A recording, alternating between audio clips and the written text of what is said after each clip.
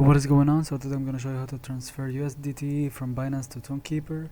So first step is to prepare your Tonkeeper wallet. Ensure you have a Tonkeeper wallet set up and funded with Toncoin.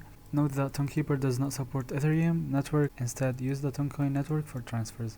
Sell USDT for Ton on Binance. Go to the Fiat and Support section on Binance and sell your USDT to Ton. This will convert your USDT to Ton, which can then be transferred to your Tonkeeper wallet.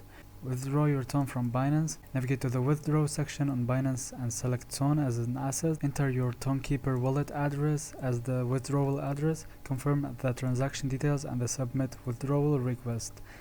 Receive Ton in Tonkeeper wallet. Once the withdrawal is processed, the Ton will be credited in your Tonkeeper wallet. Make sure you use Toncoin network, the correct network, when transferring from Binance to avoid any issues, losing your coins or something like that.